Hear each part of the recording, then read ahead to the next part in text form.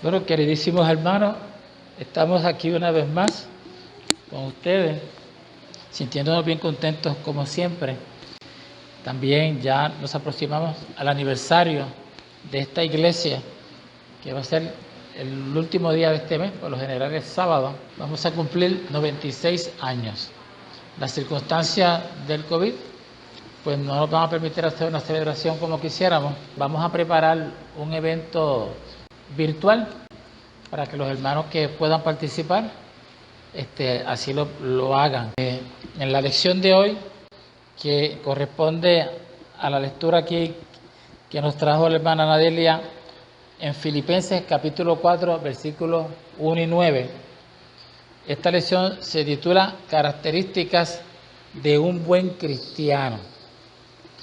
Y me parece que el título es muy acertado por el contenido de esta porción bíblica que vamos a estar considerando, que es en Filipenses capítulo 4, versículos del 1 al 9. Pero antes de entrar de lleno a la lección, a la consideración del texto que tenemos para comentar, pues a mí me gustaría como hacer un repaso de lo que en lecciones anteriores hemos expuesto sobre Filipenses. Y hay unos cuantos temitas que lo podemos entonces ver a base de preguntas y respuestas. Vamos a decir cuánto nos acordamos. Así que, en primer término, vamos a ver qué sabemos nosotros acerca de la iglesia de Filipos. Fue una iglesia que está realmente en lo que se considera hoy en día Europa. Pero eso se dice que esta fue la primera iglesia que se fundó en Europa. Yo no sé cuántos de ustedes se acuerdan cómo fue que se fundó la iglesia de Filipos. Fue cuando Pablo estaba en lo que es el Asia Menor, la parte norte del Asia Menor, en una ciudad llamada Troas. Y ahí tuvo una revelación de parte de Dios. Y en un sueño él vio un varón de Macedonia que decía: pasa a Macedonia y ayúdanos. Y ante ese mandato de parte de Dios, pues él así lo hizo. Y al sitio donde ellos fueron fue a la ciudad de Filipos. Ustedes ya saben todo lo que aconteció en Filipos con la encarcelación. También hicimos referencia a la primera mujer que aparece registrada en la Biblia, la primera mujer acá en Europa que se convirtió al Evangelio. Su nombre fue Lidia. Fue la primera mujer convertida al Evangelio en medio de los pueblos paganos. También otra preguntita que podemos hacer: ¿y quién era el pastor de esa iglesia entonces? El pastor de la iglesia de Filipos era Lucas, el que escribió el Evangelio, el que escribió los Hechos de los Apóstoles, que de hecho San Lucas y los Hechos de los Apóstoles originalmente era un solo libro, y después se dividió para fines de mejor comprensión. Sabemos cuándo fue que Pablo escribió y en qué circunstancias se encontraba Pablo cuando él escribió esta epístola, y es importante para entender la lección de hoy. Yo no sé cuántos de ustedes se acuerdan, pero Pablo estaba encarcelado. ¿Encarcelado dónde? En Roma. Pablo tuvo 2 encarcelaciones en Roma. Esta fue la primera encarcelación por unas acusaciones que le hicieron los judíos, pero que el gobierno romano, la ley romana, nunca las consideró seriamente, y por lo tanto Pablo salió libre en esa ocasión. Pero durante ese tiempo que estuvo ahí en arresto domiciliario, él estaba arrestado, pero estaba en la casa, él tenía bastante libertad. Y por ejemplo, él escribió una serie de epístolas que se identifican así como que fueron las epístolas que se escribieron mientras él estuvo preso en Roma. Esas epístolas que él escribió se conocen como las epístolas escritas desde Roma. Y él envió esta carta desde Roma a Filipos con una de las personas que lo acompañaba frecuentemente en los viajes, que era Epafras.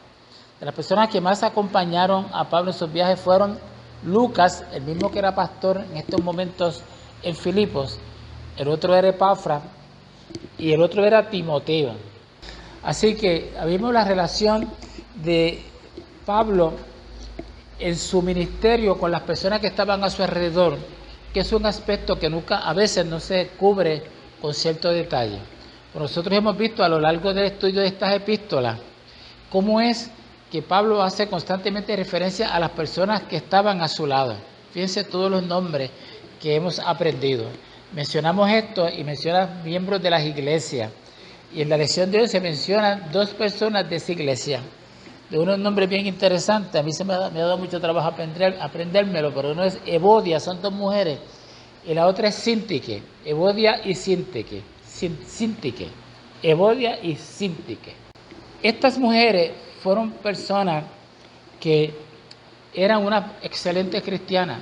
No solamente eran unas excelentes cristianas, sino que hacían y que hicieron una labor encomiable como miembros de la iglesia y como portadoras del evangelio. Pero que llegó un momento, en este momento en que Pablo escribe la epístola, en que hay una situación con relación a Evodia y Síntique. Pero esta no fue la razón por la cual se escribe esta epístola. Esto fue algo incidental que Pablo aprovechó para señalarlo, para darle un consejo como guía espiritual, porque él las apreciaba a ambas.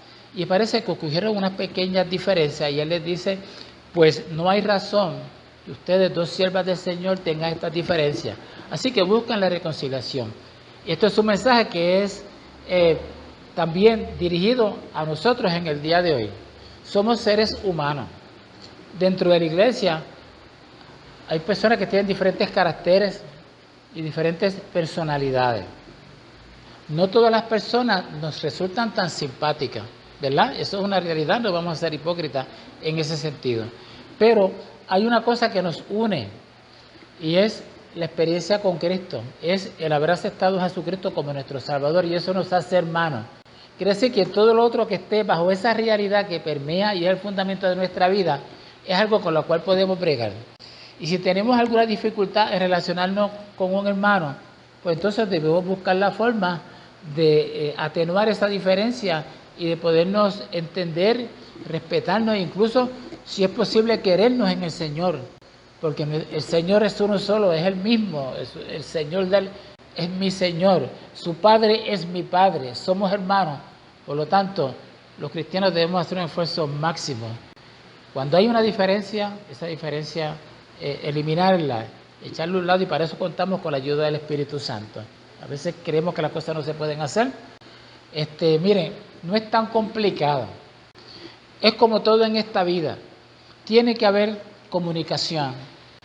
Si usted en la iglesia alguna vez un hermano le dijo algo que a usted le molestó, usted lo dialoga con el pastor si usted así lo desea.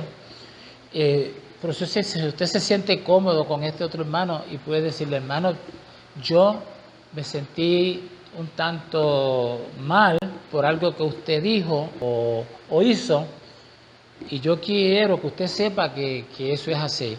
Y entonces su hermano le contestará de acuerdo a lo que son los principios cristianos. Porque si a mí una persona me dice que se siente ofendido por algo que yo dije, que yo no lo hice con intención de ofender, pues yo debo entonces decirle, hermano, yo le pido excusa, porque en verdad no fue mi intención. Y muchas veces molestamos a otras personas y hasta las ofendemos sin tener la intención de hacerlo, porque eso tiene que ver con la personalidad, con el estado de ánimo, etcétera, etcétera.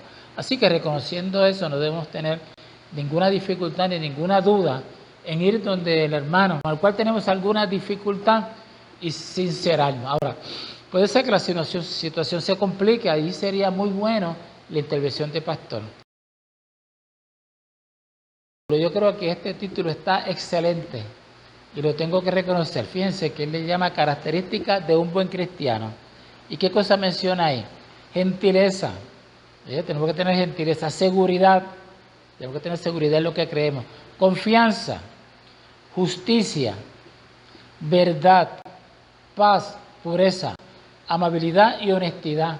Entonces, si uno hace una autoevaluación de todas estas cosas, no estoy pidiendo que la hagamos en este momento. Yo mismo no estoy preparado para hacerme una autoevaluación en este sentido.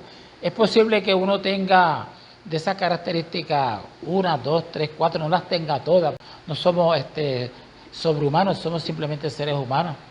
Pero sabemos que este es el estándar, vamos a decirlo así, y está bien interesante. Tiene 1, 2, 3, 4, 5, 6, 7, 8, 9, le falta uno para completar las 10 y pudiéramos evaluarnos mejor. De todas formas, estas características que se mencionan aquí acerca del buen cristiano están basadas en este pasaje de Filipenses capítulo 4, versículos del 1 al 9. Entonces vamos a entrar de lleno a su lectura. Como yo siempre digo, esta epístola a Filipenses es una epístola que no tiene mayores controversias. Esta era una iglesia bien sana, bien fiel al apóstol Pablo. Claro, eso no quiere decir que alguna situación no se atendiera. Y Pablo le habló desde el corazón a esta iglesia, una iglesia que él amaba tremendamente, como a todas, por supuesto, pero siempre hay cosas que nos enlazan más con algunas situaciones particulares. Así vamos a comenzar, Ani, con el primer versículo. El primer versículo. Así que, hermanos míos y deseados, gozo y corona mía, estad así firmes en el Señor, amados. Ruego a Evodia y a Síntique que sean de un mismo sentir en el Señor. Asimismo te ruego también a ti, compañero fiel, que ayudes a estas que combatieron juntamente conmigo en el Evangelio, con Clemente también y los demás colaboradores míos, cuyos nombres están en el libro de la vida. Regocijaos en el Señor siempre, orad. Otra vez digo, regocijaos. ¿Qué les parece ese pasaje? ¿Tienes algún comentario, Dani? Pablo amaba demasiado esta iglesia, mira cómo lo llama, deseados míos y hermanos míos deseados. Corona mía, dice corona mía. Los exhorta a estar firmes en el Señor, los llama amados. Eso es lo que yo le estaba explicando a ustedes ahorita, que esta era una iglesia muy reconocida por el apóstol Pablo. La hermana Adelaide, ¿tienes algún comentario que hacer sobre esos primeros versículos? Que dice cuyos nombres están en el libro de la vida. Ok. Ese libro de la Biblia, ¿le es familiar a usted ese término? Sí, que está en el libro, ¿En qué otro sitio nosotros hemos visto, que hemos estudiado aquí? En el Apocalipsis. Y en otras partes de la Biblia también. Sí. Así que este concepto del libro de la vida, donde están escritos nuestros nombres, qué lindo, ¿verdad? Eso es maravilloso. Algo más, hermana de la idea. Bueno, pues entonces yo les voy a comentar sobre Evodia y Síntique, que ya lo mencionamos, no vamos a volver sobre eso. Pero aquí también, en este versículo 3, se menciona, dice: así mismo te ruego también a ti, compañero fiel, que ayudes a estas que combatieron juntamente conmigo. Fíjense que estas eran unas hermanas que estuvieron bien activas en el ministerio de Pablo. Y hay una cosa en este versículo 3 que la mayor parte de los comentaristas en realidad no saben a qué se refiere cuando dice: así mismo te ruego también a ti, compañero fiel. ¿Quién es ese compañero fiel de Pablo? No se sabe. Y no hay ninguna referencia bíblica que nos permita, por lo menos ni siquiera conjeturar. Pues algunas personas piensan que puede haber sido Timoteo, puede haber sido Epafras, gente que estuvieron bien cerca del apóstol San Pablo. Así que con eso nos conformamos con no saber. Miren, en la Biblia no podemos aspirar a entenderlo todo. Es como yo le decía a mis estudiantes de medicina, es mejor con relación a un paciente no saber lo que tiene que saber cosas incorrectas o hacer diagnósticos incorrectos, porque si usted no sabe lo que tiene, pero ya tiene una base de datos, usted pueda investigar hasta que llegue a un diagnóstico que tenga algún fundamento científico. Pero si usted hace un diagnóstico equivocado, usted va a tomar una serie de acciones que van a hacerle daño a ese paciente. Así que, hermano, en la Biblia lo mismo, hay cosas que no podemos entender ni explicar. Por eso es que la gloria es algo que anhelamos tanto, porque ahí vamos a ver, como decía el apóstol Pablo, cara a cara, de frente a frente. No vamos a ver como espejo en oscuridad, como aquí. Uno no ve gran cosa cuando mira un espejo y el cuarto está oscuro. Vamos a ver con el resplandecer de Dios mismo, iluminando nuestros corazones y nuestras mentes. Eso es glorioso, hermano. Así que sigue mencionando aquí a Clemente, que es uno de los colaboradores de él, y dice regocijaos. Y esto es un punto que aquí hay que comentar. ¿Dónde estaba Pablo cuando escribió esta epístola? Estaba preso. como si yo, por más que sea, aunque él no estaba en unas condiciones extremas de maltrato ni de tortura, pero estaba privado de su libertad. Y como el Pablo le dice, regocijaos. Uno se pregunta, ¿cómo si yo estoy deprimido? Le voy a decir a ustedes, regocijaos. Pues eso está bien difícil. Eso como que la gente no lo va a entender muy bien. Bueno, yo les digo entonces lo siguiente. Pablo, para empezar, no estaba deprimido. Estaba pasando por una etapa bien difícil, una de tantas, porque si una persona sufrió mucho por el Evangelio, fue Pablo. Pero él nunca se deprimió, él nunca se lamentó, él nunca se sintió que Dios lo había abandonado. ¿Qué decía él? Estos sufrimientos son por el Evangelio, y si Dios me los envía es para que yo te dé testimonio y para que yo le sirva en medio de todas estas pruebas. Así que este hombre fácilmente podía decir regocijado, porque él se sentía regocijado en el cumplimiento de la palabra de Dios. Y esto es algo maravilloso, que nosotros por el mero hecho de poder cumplir la palabra de Dios seamos felices, y tal parece que no hace falta más nada.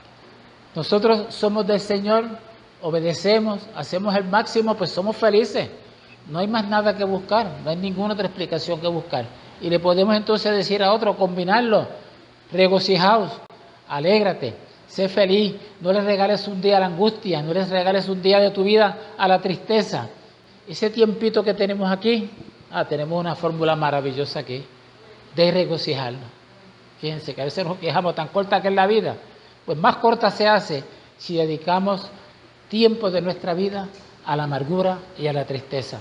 Así que hermanos, seguimos con la lección. Ahora le toca la lectura de la segunda parte, la va a hacer la hermana Adelaide.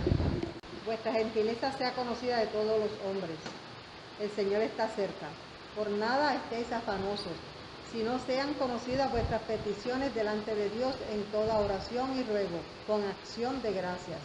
Y la paz de Dios, que sobrepasa todo entendimiento, guardará vuestros corazones y vuestros pensamientos en Cristo Jesús.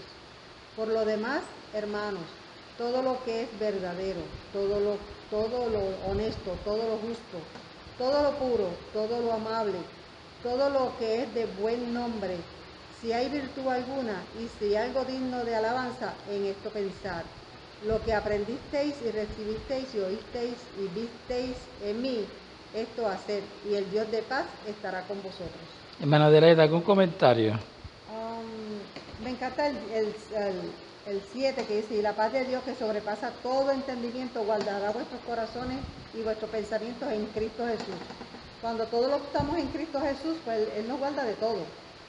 Y aunque no entendamos lo que estamos pasando, tenemos paz y tenemos gozo. Qué maravilloso. Sí, La paz de Dios que sobrepasa todo entendimiento. es algo que uno no lo puede entender, que estamos pasando por la situación, pero tenemos paz. Sí. No tenemos, yo lo puedo decir, por ejemplo, no tengo paz. Con esto que estamos pasando en estos días con mi esposo, pues yo he tenido paz. Así que hermana, ahí la paz de Dios, el entendimiento de Dios se abrió a su mente y a su espíritu. Y eso fue el Espíritu Santo obrando en su vida. Esto es algo maravilloso. Y también dice todas las otras cosas en que nosotros debemos estar caracterizados y la actitud también que debemos tener en términos de que nosotros aceptamos o no aceptamos, en términos de nuestro ambiente religioso y nuestro ambiente también en la comunidad, que son las series de palabras que utiliza aquí el expositor, que dice todo lo que es verdadero, todo lo honesto, todo lo justo, todo lo puro. Y por ahí sigue mencionando, todas estas cosas también tienen que estar sometidos al discernimiento y a la sabiduría de Dios y a la capacidad que Dios nos da para evaluarlo todo, porque hay cosas que parecen buenas y no lo son.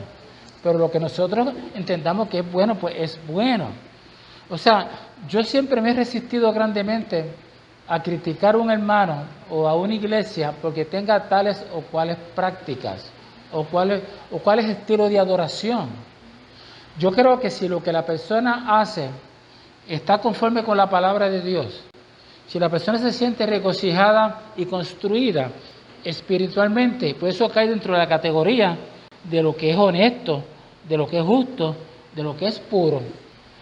Entonces en una iglesia puede haber un estilo de adoración de una manera o de otra. Pueden hacer ciertas actividades, pero si uno ve que esas actividades son sanas, que ayudan a la gente a progresar, a crecer espiritualmente, pues cae dentro de lo que son las características del buen cristiano.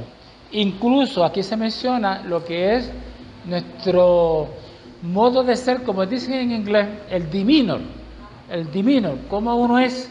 Eso también es parte y es algo con lo cual podemos trabajar. No todos tenemos unas personalidades exquisitas que le caigan bien a todo el mundo. Quizás los que no tengamos unas personalidades tan maravillosas, pues debemos trabajar también con eso.